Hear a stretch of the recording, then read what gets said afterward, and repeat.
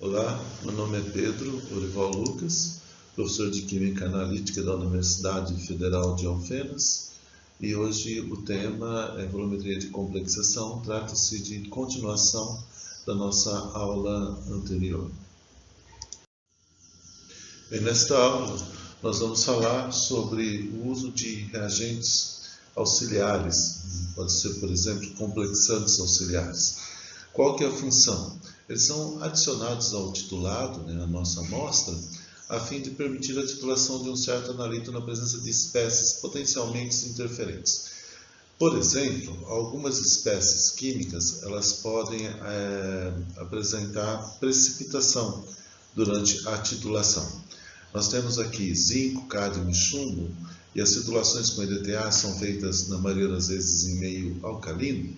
Então, esses elementos, na presença de hidroxila, formam hidróxidos insolúveis.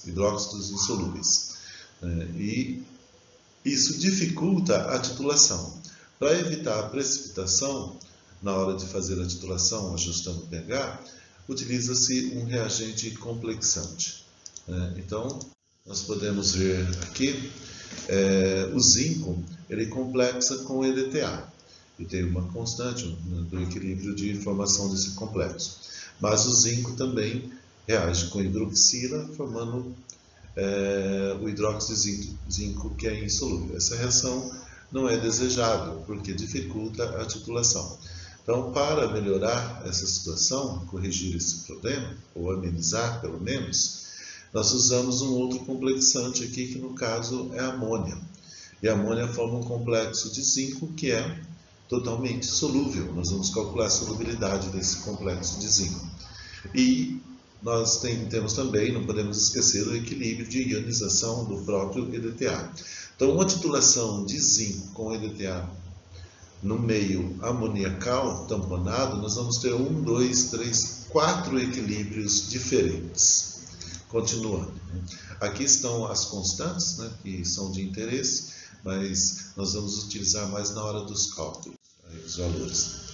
Bem, só para elucidar, quando nós temos então o equilíbrio de precipitação do zinco, na verdade aqui é de solubilização, do zinco, produto de solubilidade, nós temos como calcular, um dado pH, numa dada quantidade de hidroxila, qual que é a solubilidade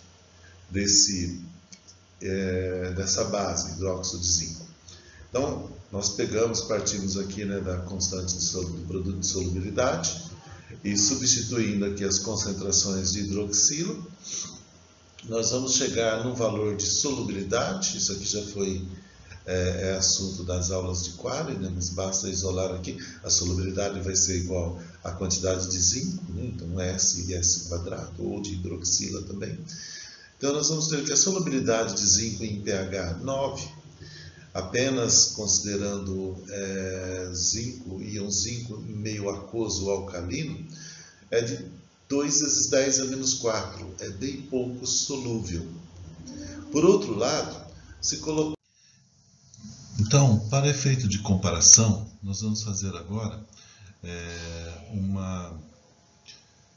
um cálculo da solubilidade do zinco, do hidróxido de zinco na presença de amônia. Então, nós já sabemos que a amônia, por ser um complexante, ela solubiliza o hidróxido de zinco, formando o tetraamin-zinco.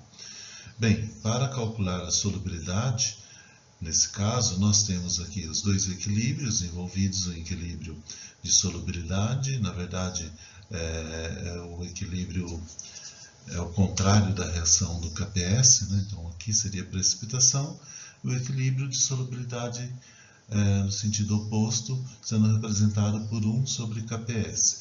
E aqui também o equilíbrio de complexação.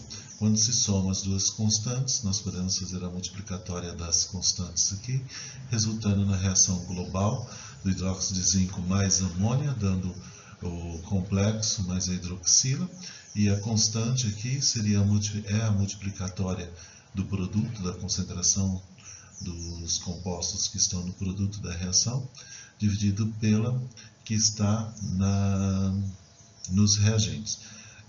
Fato importante que o hidróxido de zinco é sólido, então ele não entra na nossa equação do equilíbrio. Considerando o pH 9 igual ao exemplo anterior, nós vamos ter que pH é 5 e a concentração de hidroxila 10 a menos 5, e considerando também, para efeito de cálculo aqui, uma concentração de 0,1 de amônia, e se a gente imaginar que quando se solubiliza hidróxido de zinco, nós vamos gerar o zinco na forma de complexo, então a solubilidade do hidróxido de zinco pode ser dada em função da quantidade de complexo formado. Então, se nós isolarmos aqui nessa equação o complexo tetramin-zinco, nós vamos ter exatamente a solubilidade do hidróxido de zinco.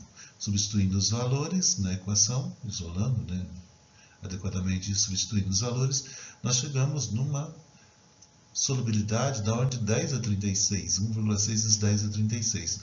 A anterior, vocês se lembram, era da ordem de 10 a menos 4, agora é da ordem de 10 a 36.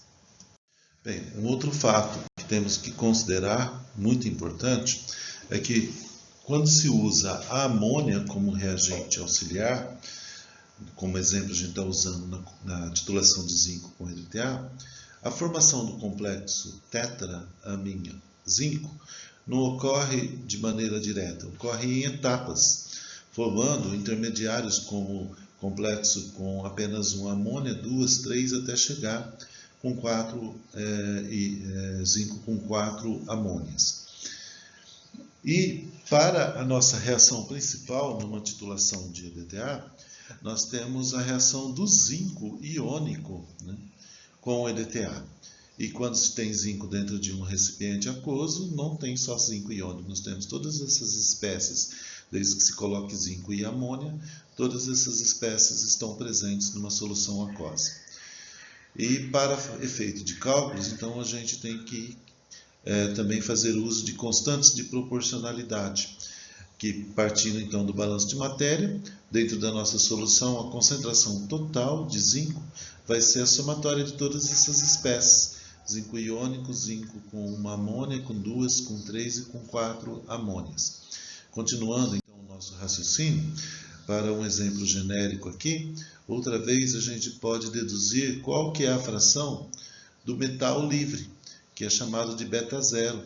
Poderemos fazer uma analogia com o nosso alfa 4, que seriam as constantes de proporcionalidades para soluções de ácidos fracos e polipróticos. No caso aqui, a gente vai calcular uma constante de proporcionalidade para as formas dos complexos. Partindo do balanço de matéria, que a concentração total do metal seria a somatória de todas as espécies complexadas e a espécie iônica. Se isolarmos aqui, substituindo as constantes de formação, nós vamos chegar, que não é o objetivo da nossa aula, ficar discutindo todas as passagens, mas o beta zero, que é de nosso interesse, que representa a fração do metal na forma livre sobre a concentração total do metal, é dada por essa expressão, 1 dividido por 1, LKF e assim por diante. Ok? E se a gente fizer esse cálculo mais precisamente para o zinco, nós vamos ter essa expressão aqui, beta zero. Considerando então todos esses fatos envolvidos na nossa reação, agora, tal como fizemos na aula para a titulação do cálcio com EDTA, nós vamos partir aqui da reação principal, que é do zinco com EDTA, formando o complexo de zinco. Lembrando que o EDTA aqui é o íon Y-4, ou seja, o EDTA totalmente sem protonação, totalmente ionizado. E a constante de formação, complexo que está no produto sobre a multiplicatória do que tem nos reagentes, essa é uma constante de formação. E nós já vimos também na aula anterior que é mais interessante trabalhar com a constante de formação condicional.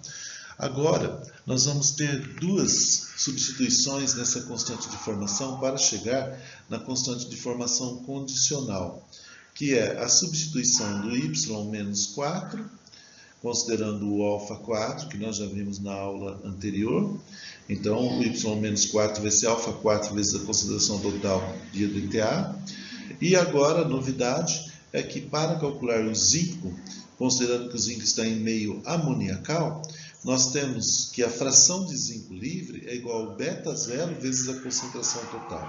Substituindo esses valores aqui, nós chegamos nessa expressão e depois fazendo o rearranjo, considerando que beta 0 e alfa 4 são constantes, podem passar multiplicando Kf, nós vamos ter uma outra constante que agora a gente denomina Kf duas linhas. Essas duas linhas é simplesmente para elucidar ou dizer que foram feitas duas alterações na constante original. Ok? Então, Kf duas linhas, que é uma constante condicional, ou seja, a constante de formação em um dado pH e também numa dada concentração de reagente auxiliar. Nada melhor do que nós usarmos um exemplo. Então, esse exemplo foi retirado aí do livro do Skook, né? E consta de uma titulação de 50 ml de zinco na concentração de 0,05 mol por litro, com o EDTA na concentração de 0,01 mol por litro. O pH ajustado para 9 e meio amoniacal, com concentração de amônia igual a 0,1 mol por litro. Aos dados, né, do exercício, nós temos que o alfa M, que seria o beta 0, que a gente viu na transparência no slide anterior, essa nomenclatura varia em cada literatura, é importante a gente saber do que se trata. Então, o alfa M aqui consiste da concentração do íon metálico sobre a concentração total, sendo o íon metálico zinco e a concentração total do zinco aqui. Então, o alfa M para esse pH e, mais importante, para essa concentração de amônia, vai ser 1,17 vezes 10 a menos 5. O alfa 4 está relacionado com o EDTA.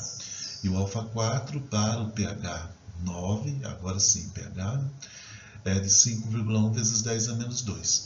De maneira que nós podemos obter o nosso K duas linhas, né, que é a constante de formação condicional, multiplicando alfa 4, o alfa M e a constante de formação, chegando ao valor de 1,9 vezes 10 a décima.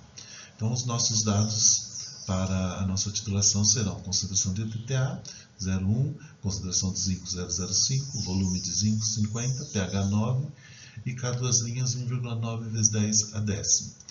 Dando continuidade, nós sempre calculamos primeiro o volume de equivalência e para calcular o volume de equivalência nós vamos ter que pegar a estequiometria da reação, que como a gente já estudou é sempre 1 para 1 quando se fala na reação de EDTA com os metais, e sendo em solução aquosa, o número de mols pode ser expresso por CV, então CV do EDTA é igual a CV do zinco.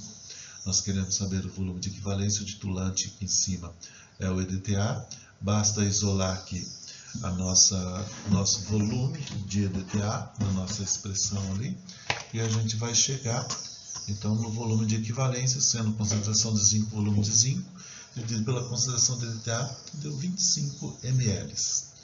Agora que nós definimos, né, o volume de equivalência, poderemos escrever até aqui embaixo, esboçar 25, nós temos a região anterior ao volume de equivalência, vai ser menor do que 25, para volumes de EDTA menor do que 25, e posterior ao volume de equivalência maior do que 25. Então, podemos pegar agora um volume de 20 ml, que está antes do volume de equivalência, e como que vamos calcular aqui o valor do PM, no caso, é o P5. Né? Então, essa é a região onde nós temos excesso de zinco. E o excesso de zinco é dado pela quantidade de zinco que nós tínhamos no início, menos o que reagiu com EDTA. Então, o número de mols é C vezes V do zinco, menos C vezes V do EDTA. Substituindo os valores aqui, a concentração de zinco vai ser 7,14 vezes 10 a menos 4 mol por litro. Essa concentração de zinco que nós usamos, 0,05, é a concentração de zinco total dentro do nosso Erlenmeyer. Nós estamos fazendo um balanço da concentração total. Mas, para fazer efeito de cálculo aqui da nossa curva de titulação, o P, a função P, não é para a concentração total de zinco, e sim para a concentração do íon zinco. Então, por isso, nós precisamos pegar a concentração total de zinco e multiplicar pelo beta zero, né? Por quê? Porque aqui dentro nós temos zinco na forma de zinco complexado com amônia nas diversas proporções, de 1 para 1, 2 para 1, 3 para 1, até 4 para 1. São os complexos de zinco com amônia. Quando se multiplica por beta zero, você vai achar só o zinco livre. Então, nós temos que fazer esse cálculo chegando ao valor de 8,35 vezes 10 a menos 9. Veja que a concentração é de 10 a menos 4 no total, e a fração de zinco é da ordem de 10 a menos 9, 8,35. Sendo essa a concentração de zinco livre, faz-se o menos log de 8,35 vezes 10 menos 9, chegando ao PZN de 8,08. Esse raciocínio ele é usado para qualquer volume anterior ao volume de equivalência, menor do que 25, portanto.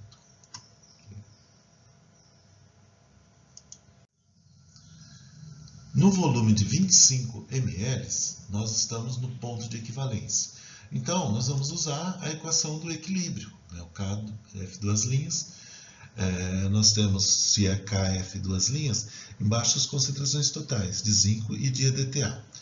Um fato muito importante, né, é que no volume de equivalência, a concentração de zinco é igual à concentração de EDTA. Então, a quantidade que eu coloquei de EDTA aqui é igual à quantidade de zinco que eu coloquei aqui, em termos de mols. E como estão todos no mesmo recipiente, o volume é o mesmo, mols por volume vai dar a mesma concentração de zinco e de EDTA. Então, o que nós precisamos saber? Precisamos saber a concentração de zinco. Nós temos o KF atabelado, então, para saber a concentração de zinco, isolando aqui, nós precisamos calcular a concentração do complexo. A concentração de zinco foi substituída aqui, só para lembrar que eu esqueci de falar, né? Concentração de zinco igual a de EDTA, então nós podemos colocar no denominador concentração de zinco ao quadrado. Isolando a concentração de zinco e extraindo a raiz quadrada, nós chegamos nessa expressão. Então, para calcular a concentração de zinco, preciso calcular a concentração do complexo. Todo o complexo que estava aqui dentro, todo o zinco que estava aqui dentro, formou o complexo. Ou todo o EDTA que eu coloquei também formou complexo. Eu posso usar qualquer um desses dois raciocínios. Vamos trabalhar com a concentração de zinco que estava aqui dentro. Então, a concentração de zinco era 0,05 e o volume de zinco que eu tinha no início era de 50. Esse é o número de mols de zinco que está ali dentro. Eu não tenho outra fonte de zinco aqui dentro, né? E todo o zinco foi complexado, dividido pelo volume total, que é o volume de zinco mais o volume de EDTA, né? De zinco vai ser 50, que é o de amostra, e de EDTA é 25, que é o volume de equivalência. Nós chegamos a esse valor, de 3,33 vezes 10 a menos 3. Substituindo na equação, dividindo pelo KF', nós temos então 4,9 vezes 10 a menos 7. Essa é a concentração. Nós estamos usando o KF duas linhas, é a concentração de zinco total. Para saber o zinco na forma iônica, multiplica-se pelo beta zero e chega-se ao valor de 4,90 vezes 10 a menos 12, cujo P, função P que é menos log, igual a 11,31. Esse é, portanto, o valor de PZ no volume de equivalência. Agora nós passamos para posterior ao volume de equivalência. Então é a região onde nós teremos excesso de EDTA. Bem, então usamos novamente a constante de formação, queremos saber a concentração de zinco, isola-se aqui a concentração de zinco, agora não é mais volume de equivalência, então mantém CZ EDTA, né? O CZ vai para cá, o KF desce, né? Faz-se o rearranjo da equação, chegando nessa expressão para calcular a concentração de zinco. Já temos o KF, falta calcular a concentração do complexo de zinco e a concentração de EDTA nessa situação pós-volume de equivalência. O complexo de zinco, nós podemos outra vez raciocinar, ter um raciocínio em cima da concentração, da quantidade de zinco que está dentro do Erlenmeyer, né? Então, nós tínhamos no início 50 ml de zinco, em volume 50 ml, da concentração de 0,05, certo? Então, todo o zinco foi complexado. Não tem mais zinco livre. Na verdade, tem o zinco livre que vai ser resultado da volta do equilíbrio. E nós temos a reação em equilíbrio, então aquele que está em equilíbrio com o zinco complexado. Portanto, o zinco complexado vai ser todo o zinco que estava dentro da Erlenmeyer, 0,05 vezes 50 dividido pelo volume total. É esse valor aqui que nós vamos colocar no lugar do zinco complexado. E o EDTA? O EDTA nós vamos fazer o balanço, tudo que colocou de EDTA menos o que reagiu. Então, o volume é de 30 ml, 30 ml vezes a concentração de EDTA, né, 0,01 vezes 30, menos a quantidade de zinco, que é 50 vezes 0,05, 0,05 vezes 50. Então, nós temos aqui o valor do EDTA e o valor do zinco. Substituindo aqui na nossa equação, chega-se ao valor de 2,63 vezes 10 a menos 10. Mais uma vez, temos que lembrar que trata-se do zinco total, portanto, tem que se multiplicar por beta zero. Multiplicando por beta zero, nós calculamos o zinco iônico, que é 3,7 vezes 10 a menos 5, menos log 14,51, e finalizamos esse cálculo, que serve, esse raciocínio serve para qualquer volume maior do que o volume de equivalência, sendo o volume de equivalência igual a 25. Portanto, dessa maneira a gente consegue esboçar toda a nossa curva de titulação. Bem, outras informações aqui. Então, frequentemente, os agentes complexantes auxiliares devem ser usados nas titulações com EDTA para prevenir precipitação do analito, como o óxido hidratado ou hidróxido, né? Esses reagentes levam os pontos finais a se tornarem menos nítidos. Por quê? Assim como a gente viu nas aulas anteriores, quanto às concentrações, influência da concentração do próprio EDTA ou do pH, que mudaria as concentrações de EDTA livre do Y-4, nós temos aqui, se a concentração de amônia for da ordem de 0,1, que é o que a gente usou, nós vamos ter o metal complexado com a amônia. Então, vai ter mais amônia para complexar o metal, portanto, menos metal no início. A curva fica menos pronunciada aqui, digamos assim, um salto no ponto de equivalência menor do que quando se usa uma concentração muito baixa de amônia. Porém, a decisão de qual a concentração do complexante auxiliar, ela é empírica, uma vez que muitas vezes, se você usar uma concentração muito baixa, ela pode não ser suficiente para evitar a precipitação do analito. Contudo, se pudermos usar concentrações baixas do complexante auxiliar, ela vai apresentar menor dificuldade na hora de visualizar o ponto final da nossa titulação, com o uso de indicadores. Aqui nós temos um gráfico que mostra quais são os menores pHs, os valores mínimos de pH, para titular diferentes íons metálicos. Nós vemos que o bismuto tem uma constante de formação com EDTA altíssima. Então, em pH próximo de 0, aqui abaixo de 1, é possível titular bismuto com EDTA. Lembrando da aula passada que em meio ácido o EDTA está totalmente protonado, então tem pouco Y-4.